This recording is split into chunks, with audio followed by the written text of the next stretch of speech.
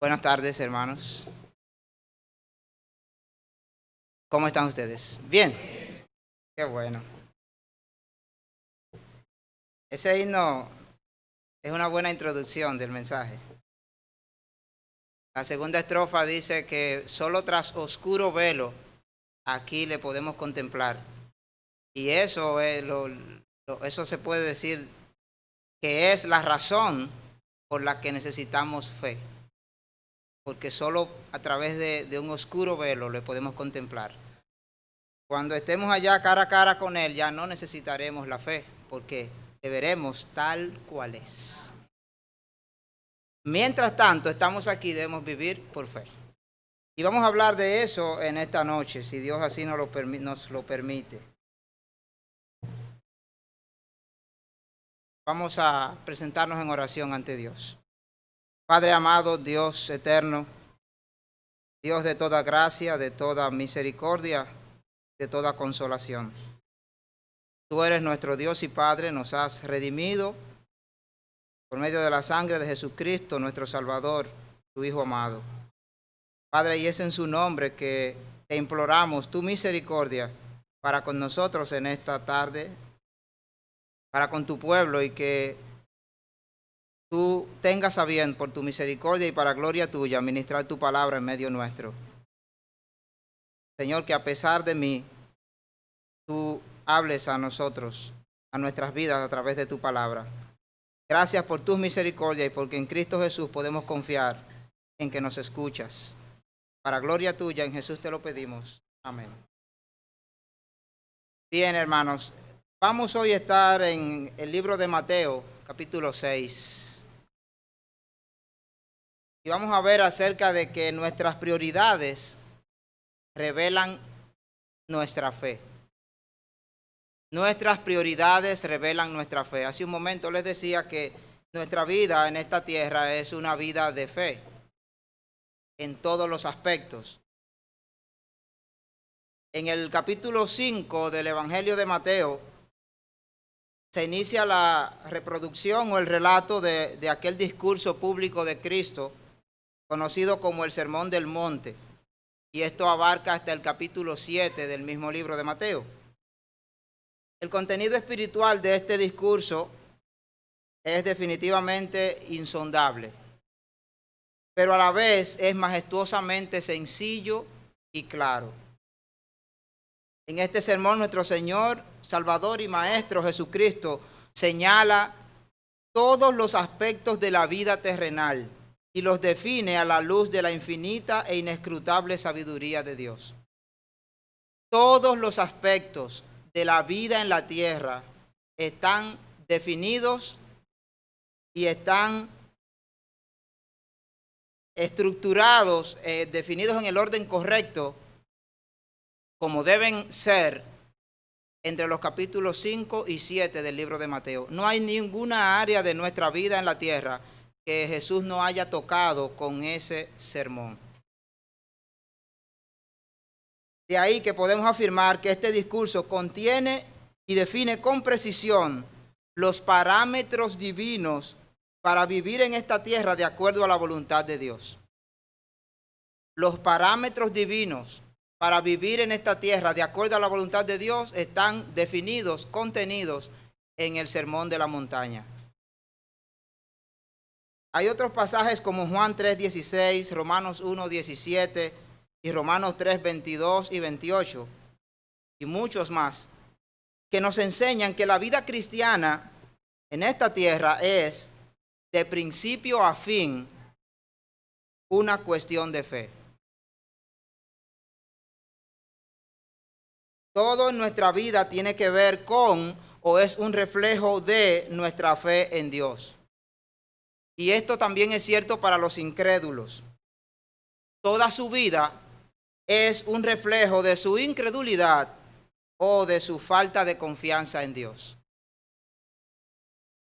Para los creyentes, todos los parámetros de su vida son un reflejo de su confianza en Dios. Para los incrédulos, su vida es un reflejo de su desconfianza o incredulidad.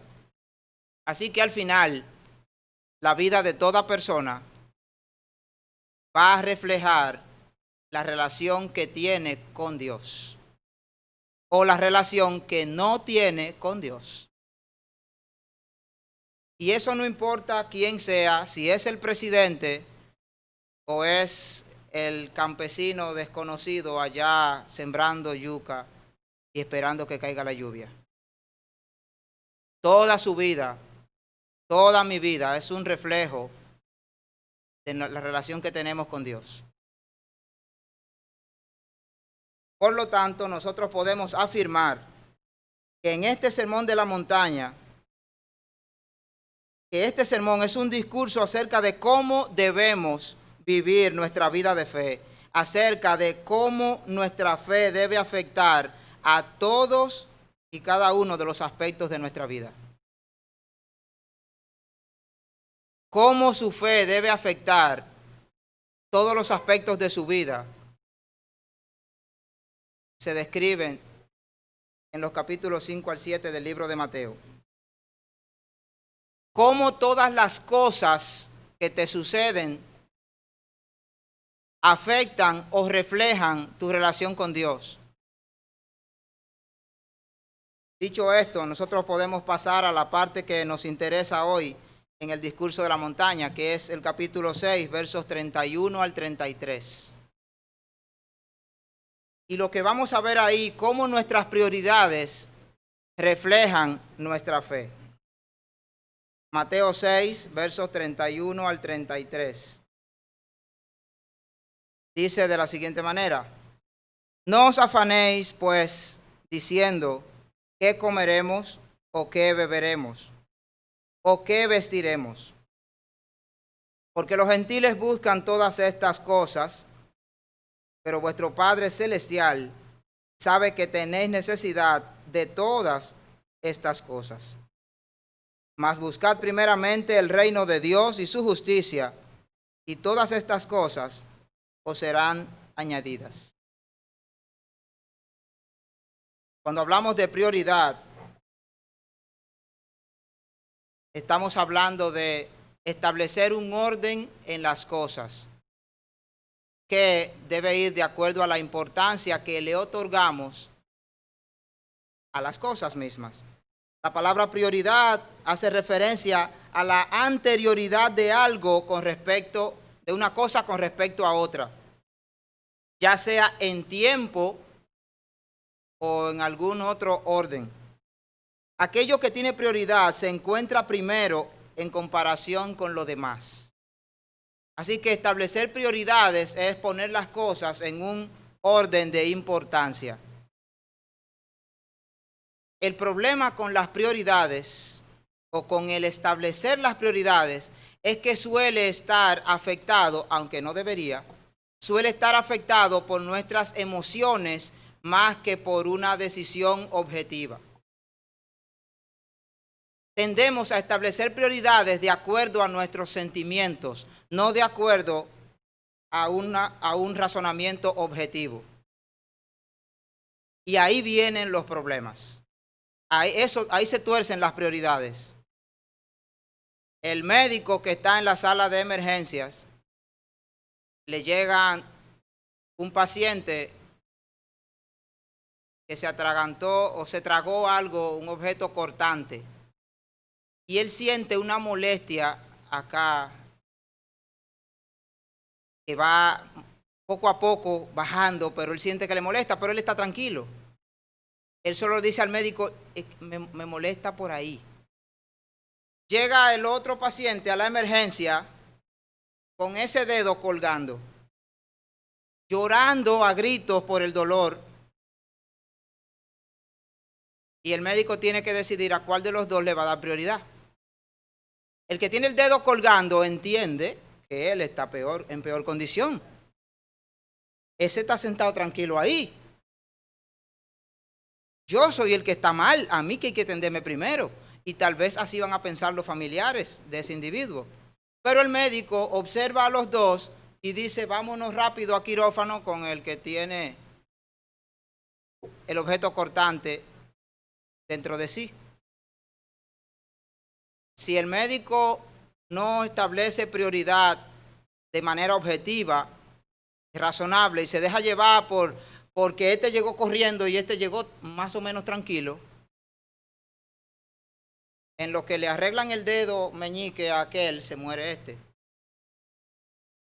Nosotros tendemos a establecer las prioridades según el afán del momento. Y a veces nos encontramos apagando fuego. Y las cosas importantes se van quedando. Porque lo que pasa es que en ese momento me emocioné con esto y fue lo que atendí. La manera como nuestras prioridades reflejan nuestra fe es que hay otras cosas que no son necesariamente visibles, pero que también hay que establecerle prioridad. El tiempo y el dinero son los dos factores más habituales que llevan a establecer prioridades. También el tiempo y el dinero reflejan el orden de nuestras prioridades. Aquello a lo que a lo que le otorgamos más tiempo o más dinero, o las dos cosas, señala que es lo que es prioritario para nosotros. También hay cosas de las que en las cuales ejercemos mayor cuidado, y otras las que cuidamos menos. Eso también refleja prioridad. Si en una reunión, no importa si grande o pequeña, de repente alguna tubería, la calle, qué sé yo, se rompe y hay un olor desagradable, la gente automáticamente empieza a tapar su nariz, si puede se va del lugar, porque eso me afecta físicamente.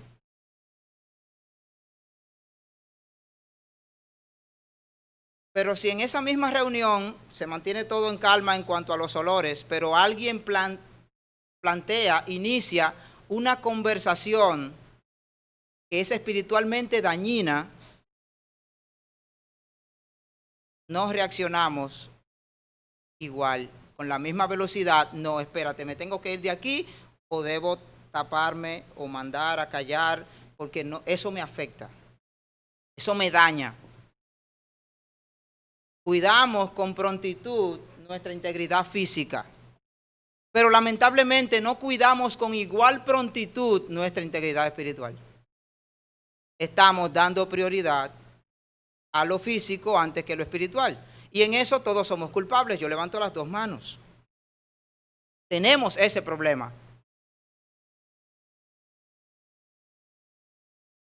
Somos muy ávidos, prontos para buscar qué comer cuando tengo hambre.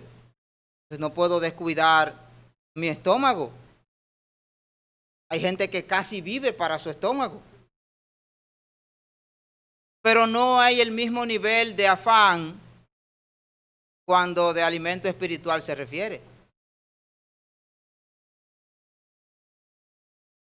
No hay el mismo nivel de diligencia.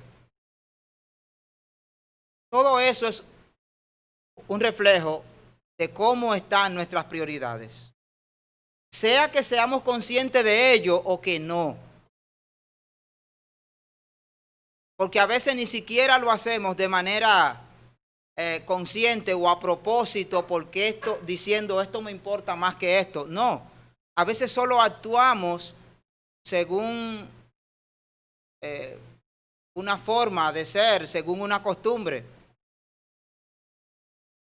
En una ocasión alguien me preguntó, un amigo cristiano de otra congregación, que por qué venimos a la iglesia 2 veces el domingo. A él eso le parecía como un poco, wow.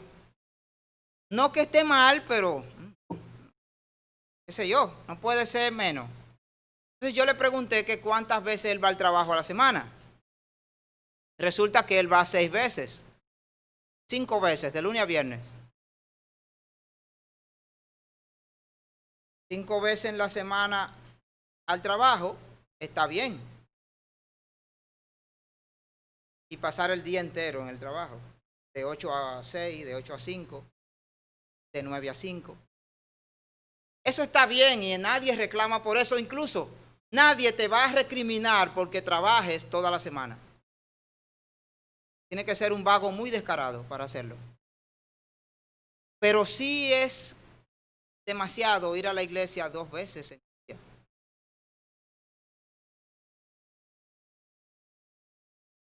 En este sentido, no es una acusación lo que estoy haciendo. Es tratando de mostrarle cómo nosotros actuamos según una norma, una costumbre, una forma que refleja una prioridad, pero nosotros no necesariamente lo vemos. Pero eso está ahí. Es un reflejo. Cantidad de personas no tienen problema para gastarse 800 pesos un día en una pizza con la familia, y eso está bien. No hay ningún problema con eso.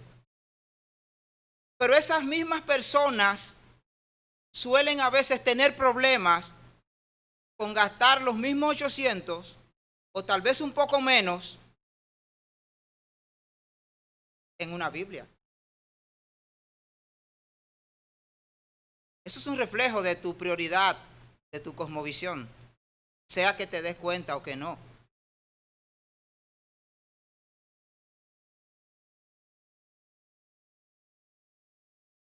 La idea central de lo que hoy hablamos es que descansar en Dios para las necesidades terrenales y enfocarse en hacer su voluntad debe ser un resultado evidente de la fe. En todo el Sermón del Monte, Jesús está tratando con los creyentes, con todo el que le escucha, estableciendo cuáles deben ser las prioridades, cómo deben ser las cosas en la vida en esta tierra para con nosotros mismos, para con Dios y para con los demás. Empieza con las bienaventuranzas, señalando el carácter de cada uno. Luego trata como el trato con los demás, cómo debemos tratar a los otros. También tiene que ver o señala el cómo nosotros actuamos con respecto a la sociedad y al mundo. Y dice, ustedes son la sal de la tierra, la luz del mundo. Compórtense como eso que son. Y de repente los cristianos nos encontramos siendo igual que los demás, teniendo las mismas reacciones a determinadas circunstancias que tienen los otros. Y decía Argelia hace un momento, su comentario de la lectura, que nosotros ya no somos como los otros que no tienen esperanza. Hay un pasaje bíblico donde Pablo habla de eso. Pero a veces nosotros nos comportamos igual, reaccionamos igual, pensamos igual. Jesús en el Sermón del Monte dice, ustedes son la luz del mundo, la sal de la tierra, tienen que ser diferentes. Cuando entra entonces directamente al tema de las prioridades y lo que tiene que ver con el dinero en Mateo 6, Jesús habla de cómo nosotros debemos actuar con respecto a las cosas materiales, lo cual es totalmente diferente a cómo el mundo lo hace. Y en el siglo XXI encontramos a los cristianos estando en el mismo nivel, en el mismo bote en el que están los incrédulos, con respecto a las finanzas, con respecto a las necesidades materiales legítimas, teniendo el mismo nivel de ansiedad, el mismo grado de desesperación y metiéndose en los mismos problemas. Los cristianos, que como se decía hace un ratito, sí pueden tener los mismos problemas, pero ellos tienen a quien acudir. Eso es lo que decía nuestro hermano Argeli. Eso es lo que decía el himno. Jesús le dijo, hombres de poca fe. No es porque Jesús estaba minimizando el problema. Ellos estaban en una barca pequeña y las olas la amenazaban. Jesús no minimizó el problema cuando le dijo hombres de poca fe. El enfoque no era, ustedes están preocupados por eso, porque no. El enfoque es, si ustedes supieran quién está con ustedes, no se atormentarían porque las olas lleven de aquí para allá su barquita pequeña. El punto es, no es que los cristianos no tengan las mismas necesidades y preocupaciones terrenales que tienen los incrédulos. Sí, tienen las mismas. Se le enferman los muchachos igual.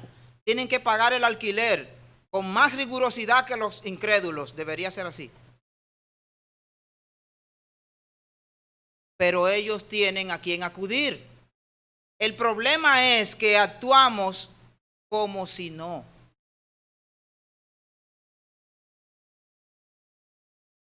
Y ese es el enfoque de Mateo 6, versos 31 al 33. No os preocupéis diciendo qué comeremos, qué beberemos, qué hemos de vestir. No se pongan ansiosos por eso, porque los gentiles buscan ansiosamente todas estas cosas. Hay otra traducción que dice, los paganos están afanados por esas cosas. Que no son legítimas. Sí, son legítimas. Jesús no está hablando en contra de la legitimidad de tus necesidades. Él está hablando en contra del afán y tratando de señalar cómo están ordenadas las prioridades. ¿Es tu comida, tu bebida o tu vestido lo que más te preocupa? ¿Ese es el enfoque de tu quehacer diario? ¿Es ahí donde es conforme a eso que están trazadas todas las pautas de tu vida? Conforme al que comer, al que beber y al que vestir. Jesús dice, los gentiles, los paganos, los incrédulos viven así. Pero vuestro Padre Celestial sabe que ustedes tienen esas necesidades.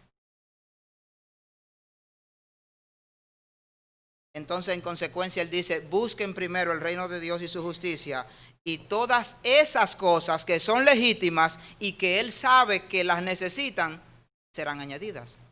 El punto aquí es, ¿qué es lo que va a trazar la pauta? Hoy es domingo. La prioridad hoy era ir a la iglesia, ¿verdad? No voy a meterme en el día de hoy, no me interesa. Mañana es lunes.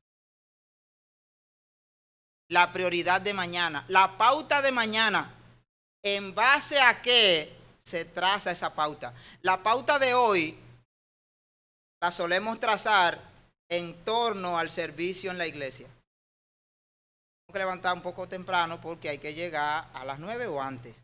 Luego, la diligencia que tengo que hacerla antes de las 6, antes de las 5:30, porque tengo que estar a las 6 en la iglesia. Estoy trazando la pauta conforme al servicio en la iglesia. Entonces, hoy domingo, pero mañana es lunes. No hay culto. Y tengo que hacer mi agenda igualita. Y tengo que trazar la pauta de mi quehacer diario. Y esa pauta está trazada siguiendo qué parámetro principal. El qué comer, el qué beber o el qué vestir. Porque los paganos viven así. Los incrédulos trazan su día a día en torno a las necesidades temporales, físicas, sean legítimas o no tanto. Nuestras prioridades revelan nuestra fe y nuestra actitud hacia Dios. El verso 31 y la primera parte del 32 dice, Jesús dice, no se afanen, preocupándose por sus cosas materiales. Y dice en la primera parte del verso 32, los gentiles, los incrédulos, los paganos viven de esa manera. Y eso refleja su actitud hacia Dios. Eso refleja su fe, o en este caso, la falta de ella. Su gran preocupación es su propio sustento, porque no tienen a quién acudir. Algunos entre nosotros, alguna gente se expresa diciendo, no, mira, yo tuve que desde los 10 años hacerme un hombre. Que mi papá no estuvo, por la razón que sea. Y yo tuve que valerme por mí mismo para mis necesidades. Así que yo a los 10 años tuve que tirarme a la calle y como podía.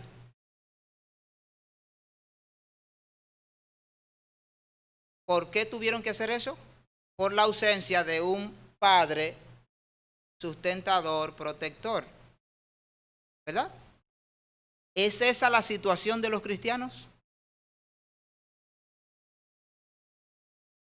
Tengo que mañana tirarme a la calle a valerme por mi cuenta por la ausencia de un padre protector, sustentador y cuidador. No. Tenemos un padre protector, sustentador y cuidador. Entonces, ¿significa que entonces me puedo quedar en la casa sentado? Tampoco. Ese no es el punto. No lo lleven tan lejos. Yo sí voy a salir a ser diligente con lo que tengo que hacer. Pero la prioridad, el enfoque no es mi sustento. El enfoque ha de ser agradar a Dios en todo lo que hago. Buscar la voluntad de Dios mañana lunes, todo el día.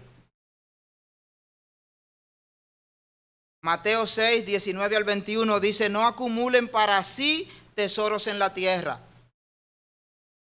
Acortando un poco los versos. Más bien acumulen para sí tesoros en el cielo, porque donde esté tu tesoro, allí estará tu corazón. ¿Y saben qué es interesante? Que la palabra tesoro aquí, donde esté tu tesoro, también tiene el significado de almacén, depósito. Donde esté tu depósito, ahí estará tu corazón, pero tu corazón refleja tus intereses. Donde esté tu depósito, ahí estará el enfoque de tu vida, ahí estará centrada tu existencia. Donde esté tu depósito, donde esté tu almacén, ahí estará tu corazón, lo cual implica todo tu ser. Si mi depósito es el dinero que tengo en el banco, ese es mi tesoro, ahí estarán depositadas mis esperanzas, ahí estará mi confianza, ahí estará mi consuelo en tiempo de adversidad. O para el tiempo de adversidad. Si mi tesoro es los bienes que poseo, que puedo disponer de ellos y venderlos cuando quiera, si necesito el dinero, ahí estará tu corazón. Todo tu ser estará ahí. Tú descansarás en eso porque ese es tu tesoro, ese es tu depósito, ese es tu almacén. Jesús está diciendo, acumulen, no en la tierra, sino en el cielo. Hagan su depósito en el cielo. Sean descuidados con los bienes terrenales, no significa eso, no está diciendo eso, es un tema de prioridad. Prioridad, cuando una cosa tiene prioridad sobre otra, no significa que la segunda no es importante. Tiene su importancia, lo que significa es que la primera es más importante. Más importante. Es importante que yo coma.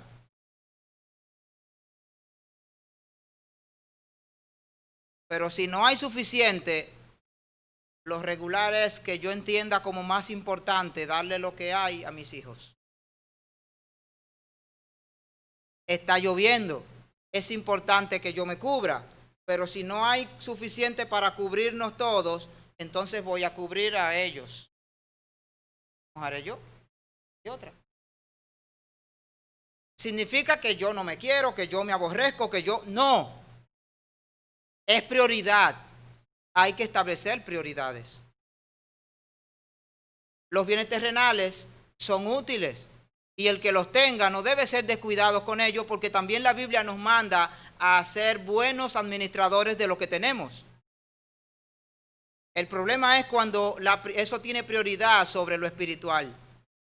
Cuando es más importante la bendición que el Dios que da la bendición.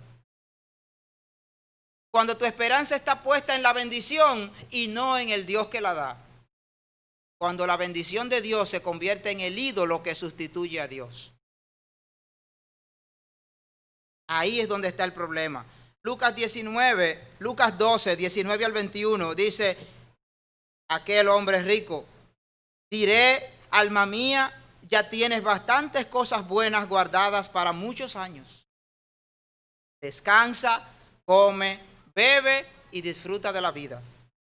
Pero Dios le dijo: necio, esta noche vienen por tu alma. Lo que has guardado, ¿de quién será? Y el verso 21 dice: así le sucede al que acumula riquezas para sí, en vez de ser rico delante de Dios. Así le sucede al que pone su corazón, su esperanza en las riquezas terrenales, en vez de hacer su almacén, su depósito en el cielo. ¿Saben qué es interesante? Que la palabra necio, utilizada en este pasaje, tiene el significado de carencia de integridad mental, carencia de sobriedad, un hábito mental desenfrenado y desconsiderado. Eso es lo necio. También se define como ordenamiento imprudente de la propia vida con respecto a la salvación. Esa palabra, necio, que en sentido, una traducción literal sería falto de mente, un individuo sin mente. En nuestro idioma coloquial, un loco viejo. Eso significa, tiene la idea de un ordenamiento imprudente de la vida, de la propia vida con respecto a la salvación. Mi vida terrenal está puesta primero en mi agenda y en mi forma de ser, de actuar, de vivir y de tratar a los demás. Las cosas terrenales están primero con respecto a las espirituales. Yo no tengo ningún problema con verbalmente darle una bendición a mi hermano Oliver. Pero yo sí tengo cierta dificultad con darle esa bendición físicamente. Mi hermano, que Dios te bendiga y te prospere y te... Sí. Pero los 500 que él necesita, no, espérate ahí, ¿no? Entonces, sí, miren cómo yo estoy bien dispuesto a dar verbalmente la bendición, pero cuando se trata de ir a lo físico, ahí sí no. Que yo estoy atesorando más. Obviamente que yo estoy atesorando más mis bienes materiales. Yo no tengo problema con despilfarrar bendiciones verbales para todo el mundo. Lo que yo no puedo estar sacando dinero de mi bolsillo, ahí sí no. Eso refleja las prioridades de nuestra vida, seamos conscientes de ello o no. Primera de Timoteo 6, versos 6 al 9, dice el apóstol Pablo: si tenemos que comer y con qué cubrirnos, con eso estaremos contentos. Pero los que quieren enriquecerse caen en tentación y lazo. El texto sigue diciendo: y malos deseos. Cuando nos enfocamos en la riqueza, caemos en tentación, caemos en lazo y vienen a nuestra vida malos deseos a los cuales le damos rienda suelta. ¿Por qué? Porque estamos enfocados en riqueza material. Si tenemos que comer y con qué cubrirnos, estaremos contentos, estaremos confiados. Filipenses 4, del 11 al 13. Dice el apóstol Pablo, de manera corta lo estoy diciendo: he aprendido a contentarme cualquiera que sea mi situación. Y lo curioso también, interesante aquí, es que la palabra contentarme que el apóstol Pablo utiliza es la palabra autarques, que es autosuficiencia, algo que no precisa de nada externo. En el contexto de lo que Pablo está diciendo, un escritor, un comentarista, sustituye la palabra autosuficiencia por la palabra Dios-suficiencia. Mi suficiencia está en Dios. He aprendido a contentarme. He aprendido a tener a Dios como suficiente. Y como la relación con Dios es algo interno, espiritual, el resultado de eso es las circunstancias externas. Todo lo externo no es lo que determina y define mi situación o mi condición o mi estado. Estoy suficiente con Dios. Cualquier cosa que falte o sobre de lo externo no me afecta para mal. El apóstol Pablo dice en este pasaje, yo he vivido en abundancia y también he vivido en escasez. En cualquiera de las dos situaciones, a mí me basta, mi suficiencia está en Cristo. Porque tanto la abundancia como la escasez tienden a provocar problemas en nosotros. El que tiene demasiado tiende a colocar su confianza en lo que tiene. Y el que le falta mucho, o el que tiene poco, tiende a volverse como un desesperado, ansioso por lo que le falta. En cualquiera de los dos casos, está poniendo, descansando en, ya sea en lo que tiene o en lo que no tiene. Cuando tu necesidad es todo aquello de lo que está lleno tu corazón y tu mente, tú estás descansando en tu necesidad. De ahí la ansiedad, la desesperación y todo lo demás que viene por ahí. Cuando tu suficiencia de bienes es aquello que llena tu corazón y tu mente, entonces tu confianza está también puesta ahí. En ambos casos hay problemas y el apóstol Pablo dice, he aprendido a tener a Dios como suficiente. Lo externo no es lo que define mi condición, mi situación. Ahora nuestro segundo punto, agradar a Dios debe ser nuestra prioridad principal. En el primer punto dijimos que nuestras prioridades revelan nuestra fe y también revelan nuestra actitud hacia Dios. Si eso es así, entonces agradar a Dios debe ser nuestra prioridad. Y decir prioridad principal parece una duplicación de términos. Es que es necesario recalcarnos las cosas. Prioridad principal. Sí, pero que yo tengo 3 prioridades, pero hay una que está arriba. Las otras 2 son secundaria y terciaria. Y a veces tenemos problemas para priorizar. Una vez un compañero de trabajo, alrededor de las 10 de la mañana, veo que da vueltas en la oficina, en el almacén y no encuentra qué hacer. Digo, fulano, ¿qué es lo que pasa?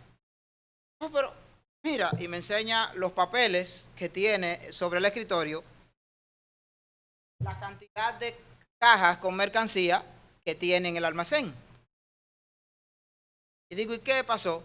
Mira, como 5 pedidos. Y todito hay que despacharlo hoy antes de las 3. Digo, ¿y qué es lo que pasa? Oh, pero está abrumado por la cantidad de trabajo que tiene. Digo, hay un problema contigo. Dice, ¿qué pasó? Digo, ¿tú lo vas a despachar los 3 al mismo tiempo?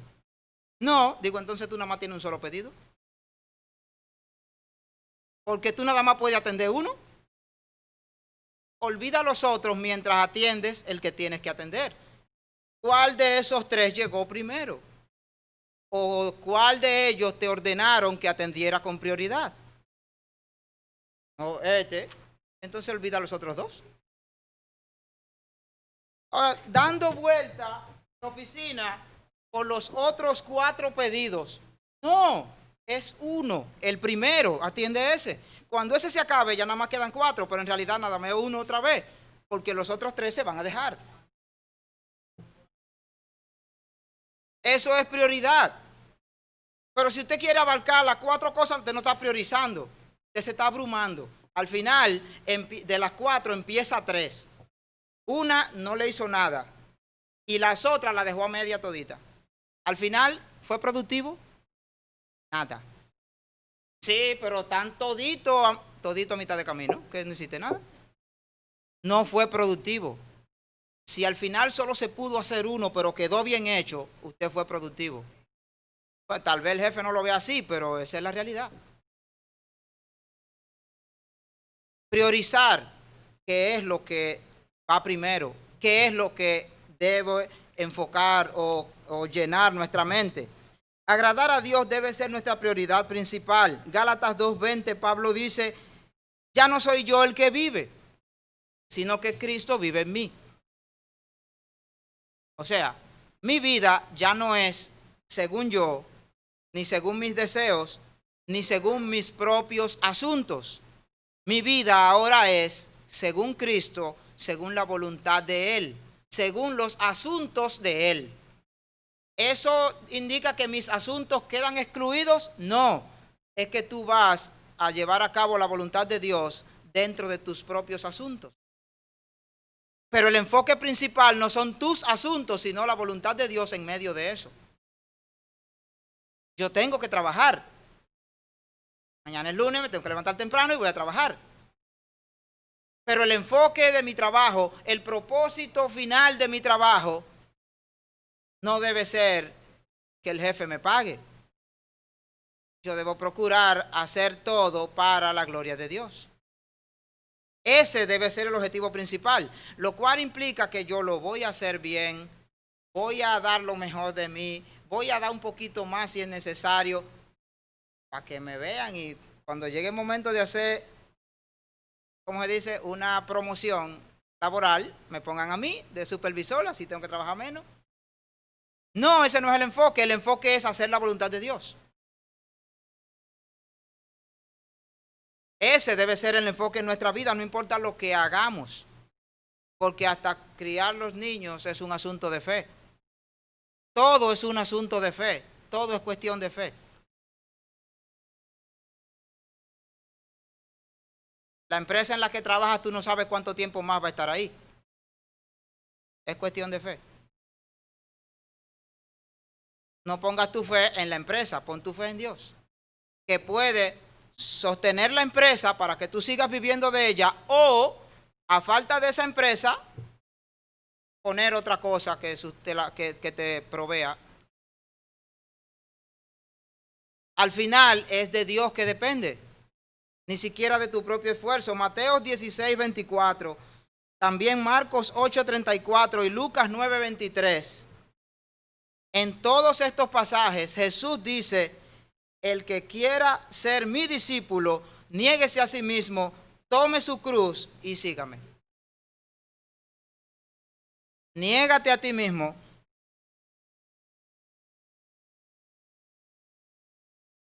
Procura la voluntad de Dios para tu vida en el día a día y síguela.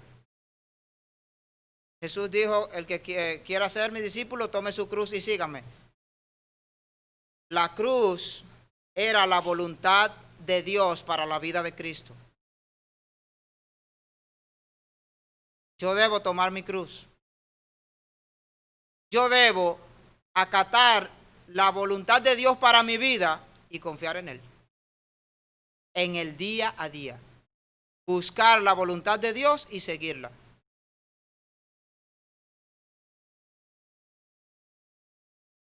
Mateo 22:37 dice, amarás al Señor tu Dios con todo tu corazón y con toda tu alma y con toda tu mente.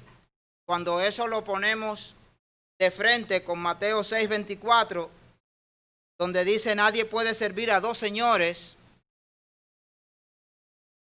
no puedes servir a Dios y a las riquezas porque amarás a uno y despreciarás al otro. Ama a Dios con todo tu corazón, con toda tu mente, con toda tu alma. Si en las riquezas, entiéndase por riqueza, bienes materiales, no necesariamente muchos. Entiéndase por riqueza lo que yo tenga y aún lo que no tengo. Porque cuánta gente vive afanada por lo que quiere conseguir. Sí, pero es que yo no ando atrás de riqueza, yo lo único que quiero es una casa propia. Ya. Bueno, si eso es prioridad en tu vida, entonces tú no estás amando a Dios con toda tu alma, con toda tu mente. Tú estás amando más esa casa que al Dios que te la puede dar. No podemos servir a dos señores. Jesús dijo, necesariamente vas a amar a uno más que al otro. Vas a amar a uno más que al otro.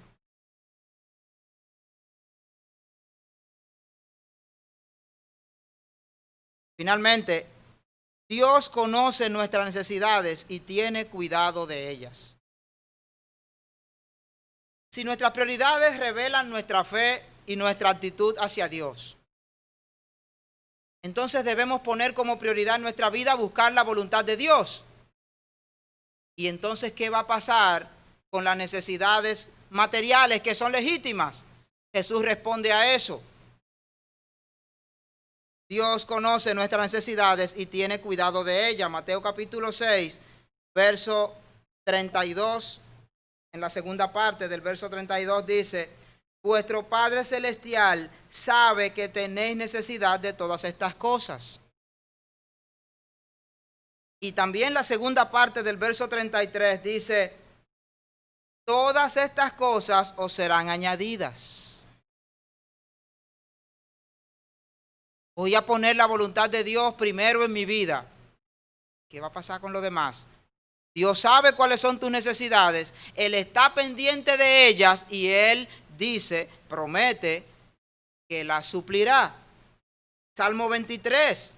El Señor es mi pastor, nada me faltará. Y todo lo que sigue diciendo el Salmo 23. En lugares de pastos suaves me hará descansar. Junto a aguas de reposo me va a pastorear, me va a confortar, va a cuidar de mí, me va a consolar cuando haya angustia y problemas. El Señor es mi pastor.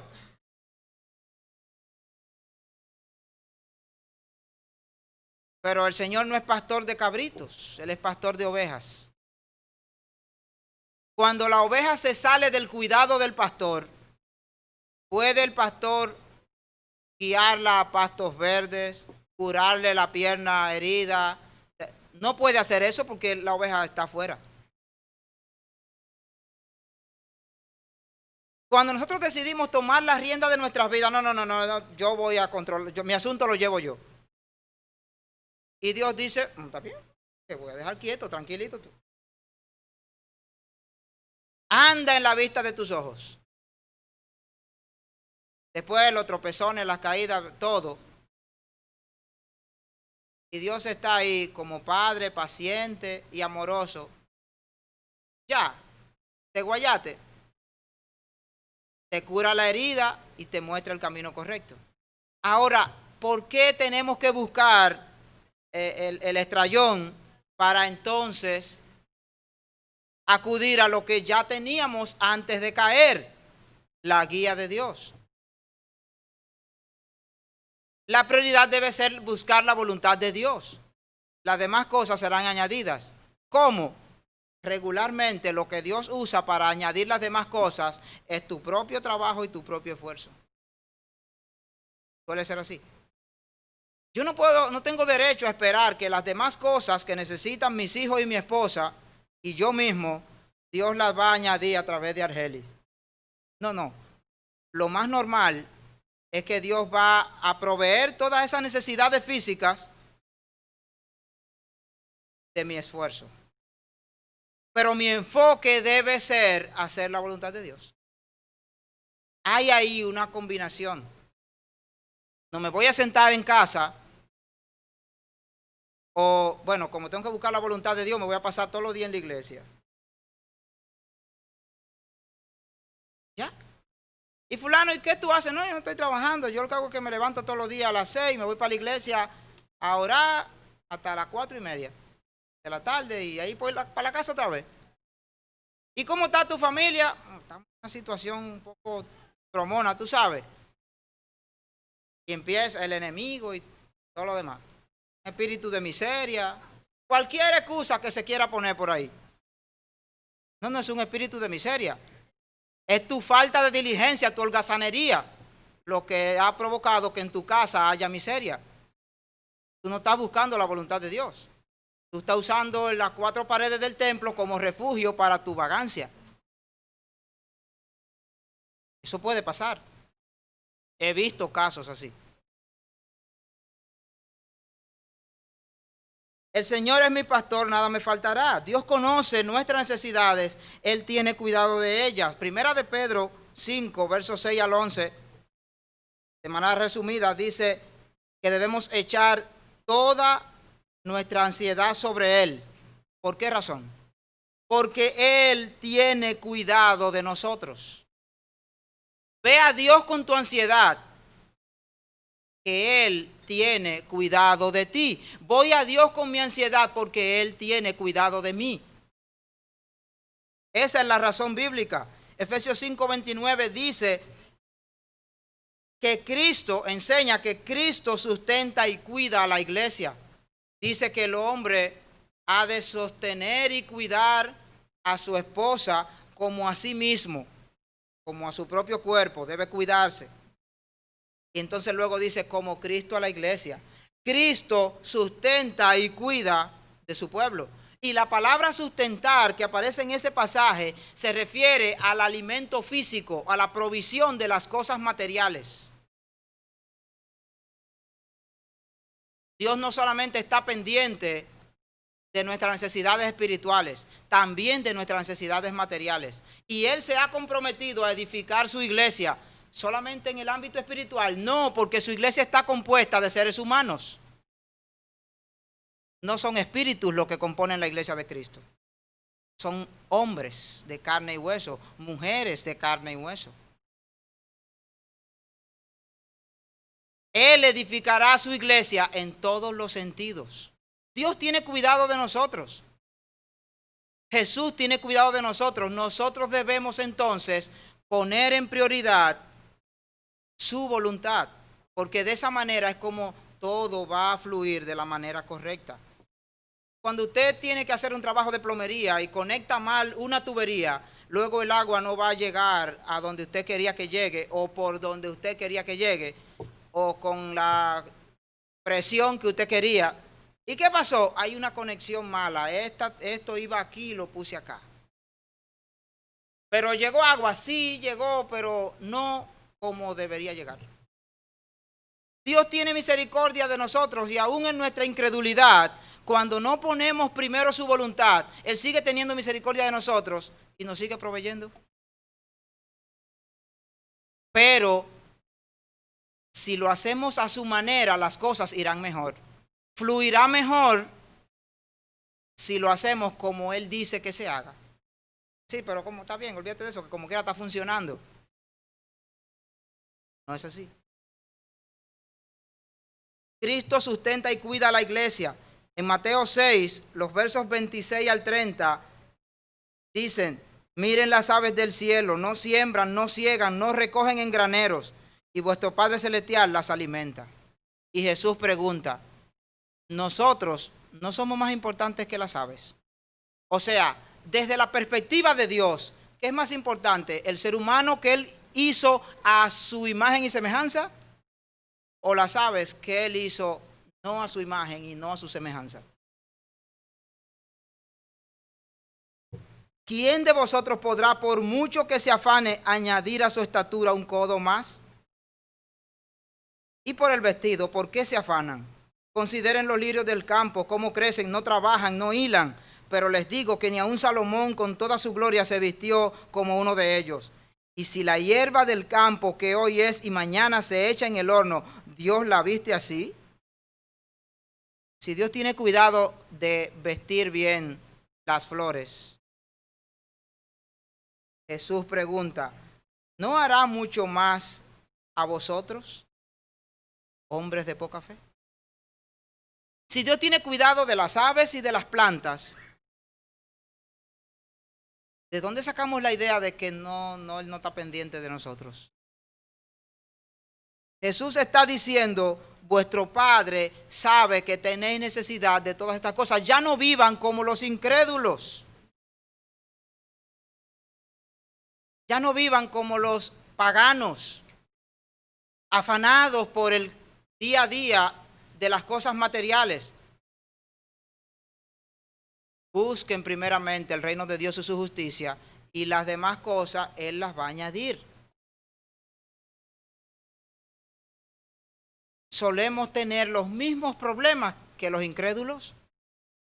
Los matrimonios cristianos se están rompiendo con la misma frecuencia, con la misma estadística casi, que los matrimonios incrédulos, y en el 85-90% de los casos, la razón real por la que un matrimonio se destruye es el factor económico, el factor material. 80 al 90% de los casos. No es el que se pone en el papel del divorcio. Tampoco es el que se le dice a los amigos. No, lo que pasa es que no vamos a divorciar por... Pero si se puede hurgar la razón real, el punto de inflexión, lo que provocó la ruptura, es el factor material, el factor económico. ¿Y por qué? Yo no sé, pero en nuestra naturaleza estamos dispuestos a soportar más las cosas del carácter cuando los asuntos económicos están mejor.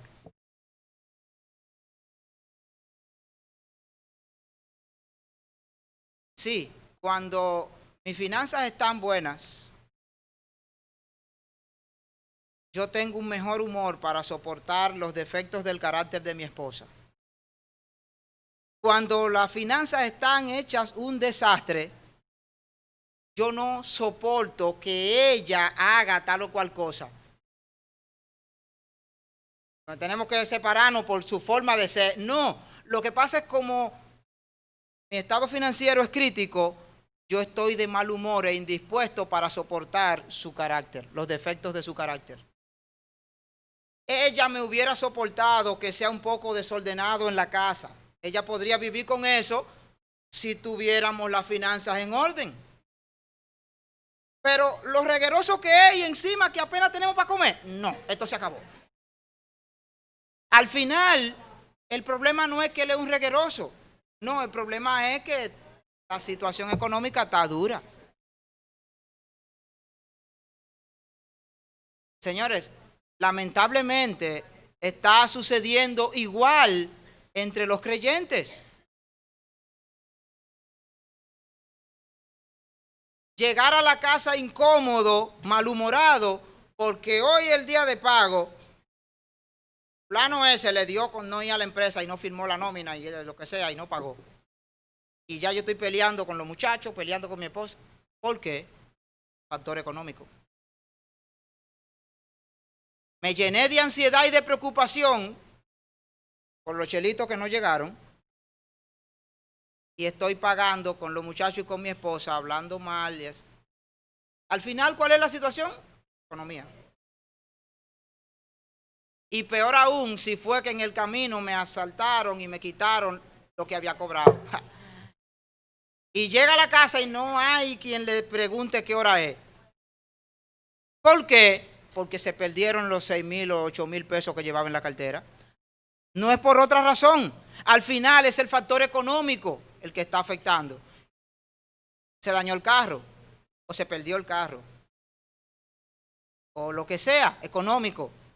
Provoca mal humor, provoca ansiedad, provoca desesperación y en consecuencia todo el que esté a mi alrededor va a coger un poco de eso. No debería ser así, porque Pablo dice, yo he aprendido a vivir en abundancia y en escasez porque mi suficiencia está en Cristo. Las cosas externas son externas, afectan pero no determinan mi estado. Afectan pero no determinan mi relación con Dios, porque son externas. Y en eso todos tenemos un pequeño problema. El propósito de nuestro mensaje hoy es que por la misericordia de Dios, al leer en este capítulo 6 de Mateo, nosotros podamos aprender a confiar en Dios de tal manera que nuestras necesidades terrenales dejen de ser la principal preocupación en nuestra vida diaria y podamos descansar en Él sabiendo que Él conoce nuestras necesidades y que cuida de nosotros.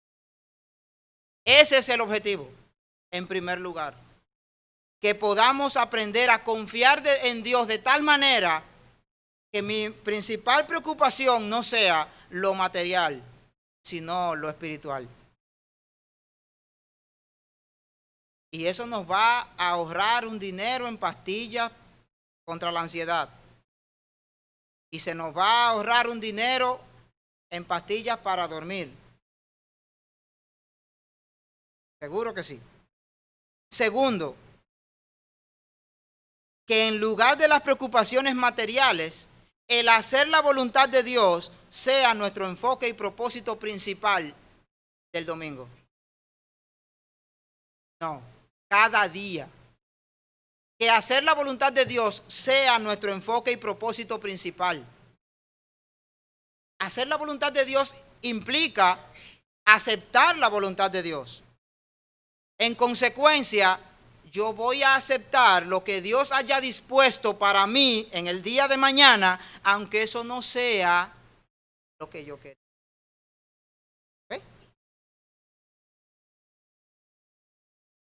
El plan mañana es esto y esto y esto y esto. Y procuraré serle fiel a Dios en eso.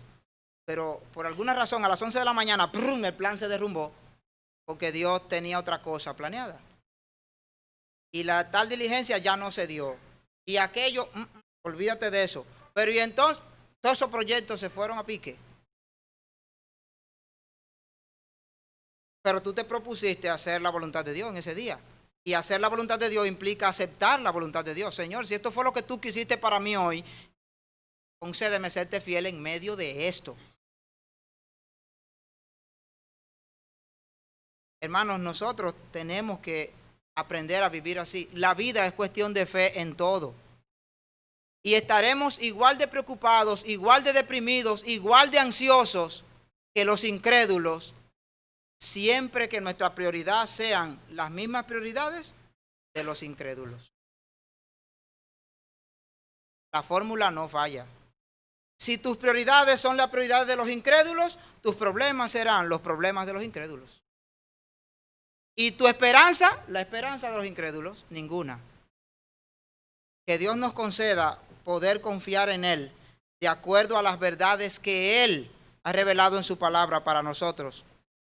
Que podamos descansar sabiendo que Él tiene cuidado de nosotros. Oremos. Padre, gracias por tu fidelidad. Gracias por tus misericordias inmensas. Y a pesar de nosotros, a pesar de nuestra infidelidad y a pesar de nuestra idolatría